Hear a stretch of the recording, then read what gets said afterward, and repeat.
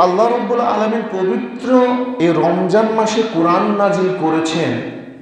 আর রমজান মাসের সবচাইতে গুরুত্বপূর্ণ নফল ইবাদত, যত ইবাদত আছে এর মধ্যে সবচাইতে তাৎপর্যপূর্ণ ইবাদত হলো কোরআন তেলাওয়াত করা। কেননা আল্লাহ রাব্বুল আলামিন বলছেন যে কোরআন তেলাওয়াত করলে আল্লাহর রহমত এবং শান্তি বর্ষিত হয়। শয়তানের প্রক্রিয়া ওই মানুষের মধ্যে থাকে না। রুজিতে মানুষের বরকত দান করেন এবং তেলাওয়াতকারীর পক্ষে কোরআন সুপারিশ করবেন কিয়ামতের ময়দানের দিন। তো এই সম্পর্কে আমরা কিছু হাদিস শুনি, তাহলে বিষয়টা বিস্তারিতভাবে বুঝতে পারব। কোরআন পাঠ সম্পর্কে সর্বপ্রথম আমরা বলি যে জুমার দিনে একটা সূরা আছে, সেটা আছে সূরা আল কাহাফ। এর গুরুত্ব সম্পর্কে আপনাদেরকে বলি। এটা আছে বাইহাকি এবং মিশকাতের মধ্যে। হাদিসটা বর্ণনা করছেন আবু সাইদ খুদরি রাদিয়াল্লাহু তাআলা আনহু হতে বর্ণিত। রাসূল সাল্লাল্লাহু আলাইহি সাল্লাম বলেছেন, যে ব্যক্তি জুমার দিনে সূরা কাহাফ পড়বে তার ঈমানি আলো এক জুমা হতে অপর জুমা পর্যন্ত চমকাতে থাকবে। সুবহানাল্লাহ। তাহলে বুঝুন যে সূরা কাহাফের গুরুত্বটা কতখানি। পবিত্র কোরআনের 18 নম্বর সূরা 110টা আয়াত যেখানে আছে, এখানে ঘটনা বর্ণনা করা আছে আসহাবে কাহাফ গুহাবাসীদের সম্পর্কে। একই সূরার মধ্যে বর্ণনা করা আছে হযরত মূসা আলাইহিস সালাম এবং খিজির আলাইহিস সালামের ঘটনা, এবং বর্ণনা করা আছে যুলকারনাইনের কিছু ঘটনা। এই পুরা সূরা কাহাফের মধ্যে বুঝতে পারবেন, যারা পড়েন অর্থ সহকারে তারা বুঝতে পারবেন। তো এই হাদিস দ্বারা আমরা কয়েকটা বিষয় বুঝতে পারি। কি বুঝতে পারি? এক, জুমার দিনে সূরা কাহাফ পাঠ করলে অপর জুমা পর্যন্ত যে কোনো অন্যায় হতে রক্ষা পাওয়ার জন্য, যে কোনো কল্যাণ অর্জন করার জন্য এটা আলোর মতো কাজ করে। তাহলে বুঝতে পারছেন যে জুমার দিনে সূরা কাহাফের গুরুত্ব কতখানি। এবার আসুন এই সম্পর্কে সহিহ মুসলিম, মিশকাত এবং রিয়াদুস সলিহিনের মধ্যে হাদিস বর্ণনা করা আছে যে কোরআন পাঠ করলে কি ফায়দা হবে। নাওয়াস ইবনে সামআন রাদিয়াল্লাহু তাআলা আনহু হতে বর্ণিত, তিনি বর্ণনা করছেন, আমি রাসূল সাল্লাল্লাহু আলাইহি সাল্লামকে বলতে শুনেছি, কিয়ামতের দিন কোরআনকে এবং যারা দুনিয়াতে কোরআন অনুযায়ী আমল করত এবং এই আমল করার কারণে বিশেষ করে যারা সূরা বাকারা এবং আলী ইমরান পবিত্র কোরআনের 2 এবং 3 নম্বর সূরা পাঠ করবে, তো এই দুইটি সূরা তাদের তেলাওয়াতকারীর পক্ষ হতে সুপারিশ করবে।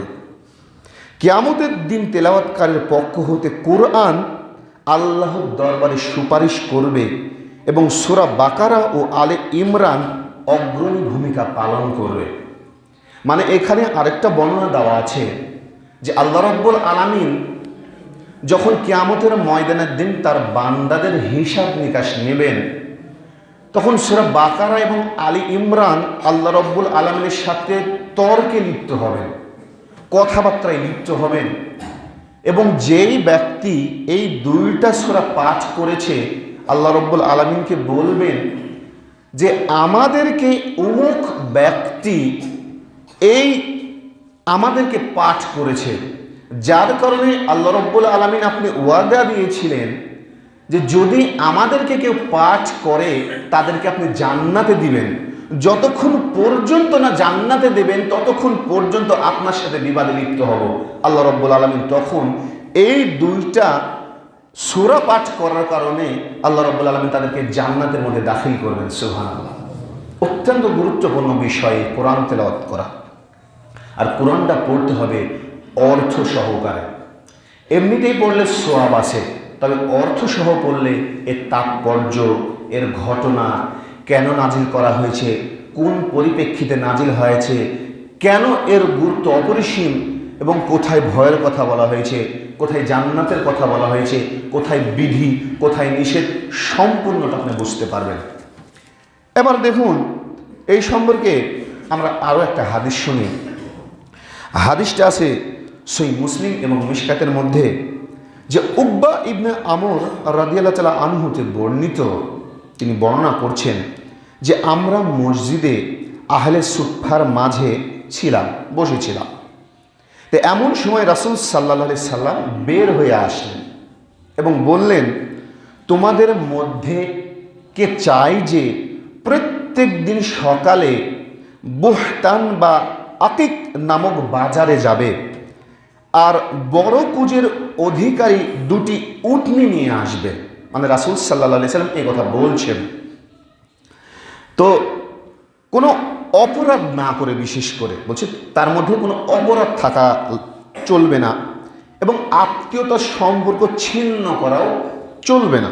আমরা বললাম যে হে আল্লাহ রাসূল সাল্লাল্লাহু আলাইহি সাল্লাম, আমরা এমন সুযোগ প্রত্যেকেই কিন্তু গ্রহণ করতে চাই। রাসূল সাল্লাল্লাহু আলাইহি সাল্লাম বললেন তখন, তবে কেন তোমাদের কোনো ব্যক্তি মসজিদে গিয়ে দুটি আয়াত মানুষকে শিক্ষা দেয় না বা শিক্ষা গ্রহণ করে না, অথচ এই কাজ দুটি উটনি অপেক্ষা উত্তম। তিনটি আয়াত যদি কোনো ব্যক্তি পাঠ করে তাহলে তিনটি উটনি অপেক্ষা উত্তম। যদি কোনো ব্যক্তি চারটা আয়াত পাঠ করে বা কাউকে শিখায়, চারটা উটনি অপেক্ষা উত্তম। অর্থাৎ যত আয়াত পড়াবে বা পড়বে তা তত উটনি অপেক্ষা উত্তম হবে। সুবহানাল্লাহ। তাহলে বুঝতে পারছেন কত গুরুত্বপূর্ণ এবং তাৎপর্যপূর্ণ। আপনার মৃত্যু পর্যন্ত যতদিন আপনি পাগল না হবেন, আপনাকে চেষ্টা চালিয়ে যেতেই হবে। আপনি আলিফ পড়ুন, বা পড়ুন, তা পড়ুন, যদি ওই তিনটা পারেন তিনটাই চেষ্টা করুন। যেখানে পাবেন, যে জায়গাতে পাবেন, যার কাছ থেকে পাবেন, ছেলের কাছ থেকে বলুন, নাতির কাছ থেকে বলুন, এমনকি যদি স্ত্রীর কাছ থেকে হয়, আপনাকে কোরআন শিক্ষা বাধ্যতামূলক। একদম আপনার মৃত্যু পর্যন্ত। আর আরেকটা আছে, যতদিন মাথার ব্রেন নষ্ট না হয়, শিখতেই হবে আপনাকে। কেন? যখন কোনো মানুষকে কবরে নেওয়া হবে, আমরা সাধারণত জানি যে তিনটি প্রশ্ন করা হবে। তো সহিহ হাদিসের বর্ণনাতে দেওয়া আছে চতুর্থ নম্বরে আরেকটা প্রশ্ন করা হবে। সেটা হলো যে তুমি কোথা থেকে এগুলো জেনেছো যে আমার রব আল্লাহ, আমার দিন ইসলাম এবং আমার নবী মুহাম্মদ সাল্লাল্লাহু আলাইহি সাল্লাম। তো তখন যারা প্রকৃত পক্ষে ঈমানদারী লোক তারা উত্তর দিতে পারবে এবং তারা বলবে, আমরা পড়েছি, আমরা জেনেছি এবং মেনেছি। পবিত্র কোরআনের প্রথম সূরা কিন্তু সূরা আলাক।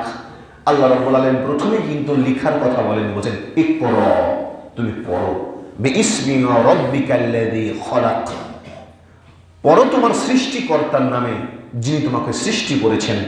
খলাকাল ইনসানা মিন আলাক, যিনি সৃষ্টি করেছেন জমাট রক্তপিণ্ড হতে। সর্বপ্রথম আল্লাহ রাব্বুল আলামিন কিন্তু পড়তে বললেন। তাহলে আপনাদের আমার সকলের উচিত বাধ্যতামূলকভাবে কোরআন শিক্ষা গ্রহণ করা, যতদিন পর্যন্ত পাগল না হবেন, যতদিন মৃত্যু না হয়, বাধ্যতামূলক।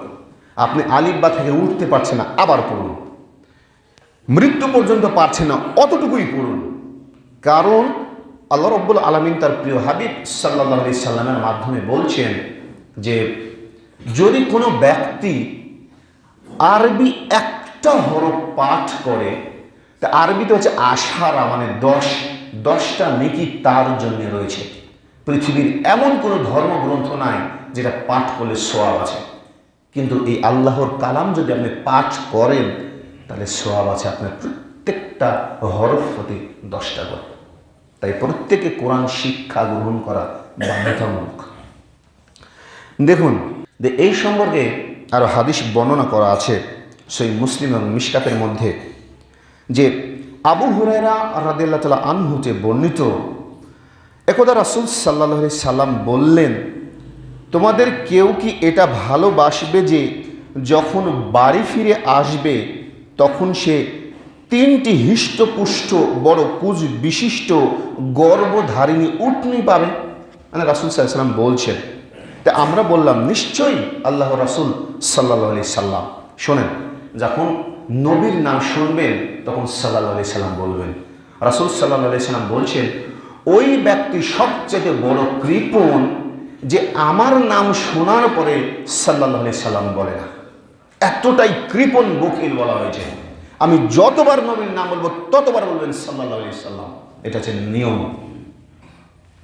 তো হচ্ছে তিনটি হিষ্টপুষ্ট বড় কুজ বিশিষ্ট গর্ভধারিণী উটনি পাবে। আমরা বললাম নিশ্চয়ই, অবশ্যই। রাসূল সাল্লাল্লাহু আলাইহি সাল্লাম বললেন, মনে রেখো তিনটি আয়াত যা তোমাদের কেউ তার সালাতে পড়ে বা তার জন্য এ ধরনের তিনটি উটনি অপেক্ষা উত্তম হবে। সুবহানাল্লাহ। তা আমরা বুঝতে পারি এর দ্বারা যে পবিত্র কোরআনের আল্লাহ রাব্বুল আলামিন বলছেন, কোরআন থেকে যতটুকু সহজ হয় তোমরা ততটুকু পাঠ করো। যদি আপনি আয়াতুল কুরসি পাঠ করেন, একটা আয়াত, সম্মানিত আয়াত সবচেয়ে কোরআনের, তো ওটা দ্বারাই আপনি সালাত আদায় করতে পারবেন। কিন্তু কিছু কিছু আয়াত আছে, একটা আয়াত দ্বারা কখনো সালাত আদায় হয় না। আমি তারাবির সালাতের সময় বলেছিলাম, যেমন সূরা কাউসার, আপনি যদি পড়েন ইন্না আতাইনাকাল কাউসার, তখন যদি আপনি আল্লাহু আকবার বলে রুকুতে যান আপনার হবে না। কেন? ছোট আয়াত। আর আয়াতুল কুরসির আয়াতটা অনেক বড়। আল্লাহ রাব্বুল আলামিন সম্পর্কে বর্ণনা করেছেন যে আল্লাহু লা ইলাহা ইল্লা হুয়াল হাইয়ুল কাইয়ুম, যে তিনি চিরঞ্জীব। লা তাখুযুহু সিনাতু ওয়ালা নাউম, তার ঘুম নেই, আহার নেই, নিদ্রা নেই। মানে আল্লাহ রাব্বুল আলামিন ঘুমান না। বলছে নাউম, নাউম শব্দের তো ঘুম, আল্লাহ রাব্বুল আলামিন ঘুমান না। তো আমি যে হাদিসটা বলছিলাম যে তিনটি উটনি অপেক্ষা উত্তম যদি কেউ সালাতে তিনটা আয়াত পড়ে। তো আমাদের মধ্যে অনেকেই পড়তে কিন্তু কষ্ট হয়, যার কারণে পড়ি না। কিন্তু আপনি পড়বেন গুরুত্ব সহকারে। দেখুন যে যাদের কষ্ট হয় তাদের মর্যাদা কতটুকু। আমি নিচে বলছি যে আয়েশা রাদিয়াল্লাহু তাআলা আনহা থেকে বর্ণিত, রাসূল সাল্লাল্লাহু আলাইহি সাল্লাম বলেছেন, কোরআন পাঠে যারা দক্ষ ব্যক্তি তারা সম্মানিত ফেরেশতাদের সাথে থাকবেন। যারা দক্ষ ব্যক্তি কোরআন পাঠে তারা সম্মানিত ফেরেশতাদের সাথে থাকবেন। আর কোরআন পড়ে কিন্তু আটকায় না, অনেকে আটকায়, এবং কোরআন পড়া তার পক্ষে কষ্টদায়ক হয়। তার জন্যে 2 গুণ বেশি সওয়াব রয়েছে। সুবহানাল্লাহ। ভাবতে পেরেছেন? 2 গুণ বেশি সওয়াব। মানে আপনি কষ্ট করছেন, হচ্ছে না, আবার পড়ুন, আবার কষ্ট হচ্ছে, আবার পড়ুন, তার চাইতে দ্বিগুণ সওয়াব বলছেন রাসূল সাল্লাল্লাহু আলাইহি সাল্লাম। হাদিস কোথায় আছে? সহিহ বুখারী, মুসলিম এবং মিশকাতের মধ্যে। আমি আলোচনা করছিলাম যে রমজান মাসে কোরআন তেলাওয়াতের গুরুত্ব এবং ফজিলত, যেহেতু আল্লাহ রাব্বুল আলামিন এই পবিত্র রমজান মাসে কোরআন নাজিল করেছেন। দেখুন, তো এই সম্পর্কে আমরা আরও হাদিস শুনি, তাহলে বুঝতে পারবেন। এই সম্পর্কে সহিহ মুসলিম এবং মিশকাতের মধ্যে হাদিস বর্ণনা করা আছে যে ওমর রাদিয়াল্লাহু তাআলা আনহু হতে বর্ণিত, রাসূল সাল্লাল্লাহু আলাইহি সাল্লাম বলেছেন, এই কোরআনের মাধ্যমে কোন কোন জাতিকে আল্লাহ রাব্বুল আলামিন উন্নত করেছেন এবং অন্যদেরকে আবার অবনীতও করেছেন, মানে নিচু করেছেন। কেন? অর্থ তো আছে। দেখুন, এই হাদিস দ্বারা বোঝা যায় যে একমাত্র কোরআনের মাধ্যমে মানুষ ইহকাল এবং পরকালে মর্যাদা লাভ করতে পারে। আর কোরআন তেলাওয়াত না করলে উভয় জীবনে তার জন্য লাঞ্ছিত আছে। কেন?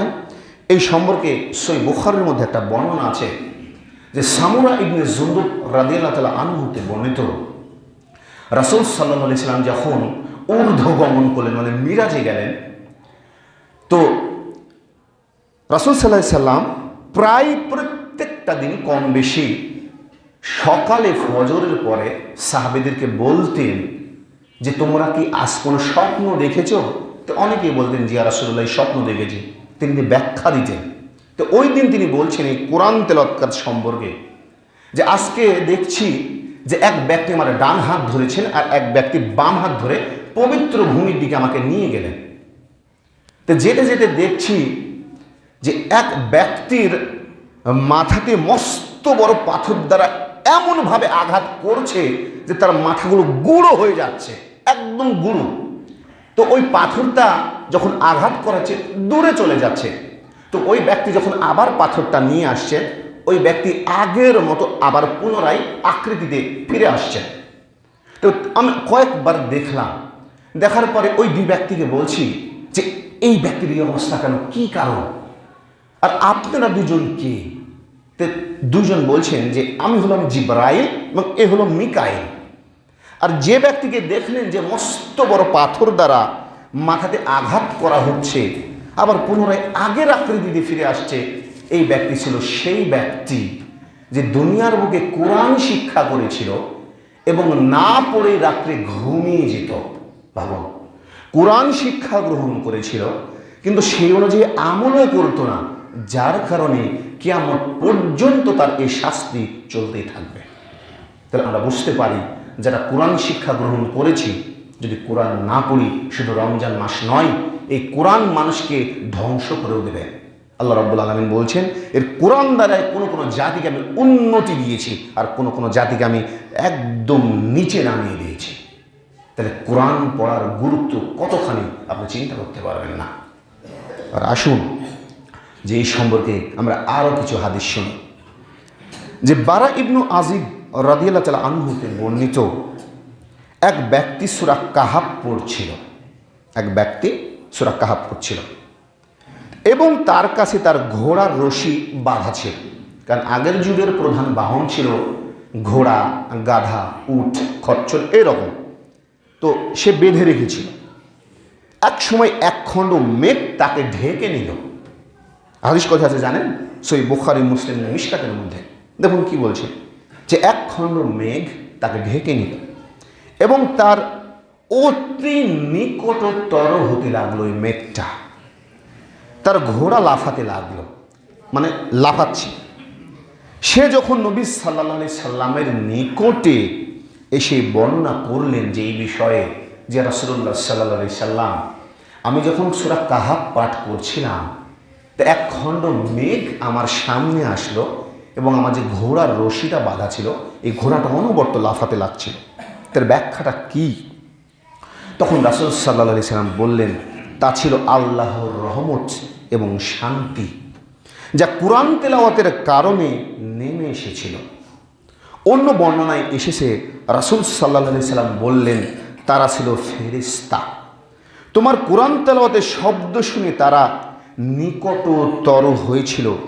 তুমি যদি পড়তেই থাকতে তারা সকাল পর্যন্ত ওইখানে থেকে যেত এবং মানুষ তাদের দেখতে পেত, মানুষের দৃষ্টি তারা লুকাতে পারত না। সুবহানাল্লাহ। ভাবতে পেরেছেন যে তুমি যদি পড়তেই থাকতে সকাল পর্যন্ত, মানুষ স্পষ্টভাবে ফেরেশতাদেরকে দেখতে পেত, এতটুক পর্যন্ত দৃষ্টির গোচর হতো না, দেখতে পেত। তাহলে ভাবুন যে কোরআন তেলাওয়াত করলে ফেরেশতারা কিন্তু দলবদ্ধভাবে নেমে আসে, দলবদ্ধভাবে। আল্লাহ রাব্বুল আলামিন এত পরিমাণে ফেরেশতা সৃষ্টি করেছেন, আপনি চিন্তা করতে পারবেন না। আসমানে একটা মসজিদ আছে, নাম হচ্ছে বাইতুল মামুর। যদি কোনো ফেরেশতা আসরের সালাত ওই মসজিদে একবার শুধু পড়ে, তে কিয়ামত পর্যন্ত ওই ফেরেশতা কোনোদিন আর সুযোগ পাবে না। এত পরিমাণে মালাইকা সৃষ্টি করেছেন। মালাইকা মানে ফেরেশতা। যদি কেউ জোহরের এক ওয়াক্ত সালাত পড়ে, কিয়ামত পর্যন্ত কোনোদিন আর ওই মসজিদে দ্বিতীয়বার সুযোগ পাবে না। এত ফেরেশতা সৃষ্টি করেছেন। অথচ এই ফেরেশতার চাইতেও এই সৃষ্টির সেরা জীব কিন্তু মানুষ।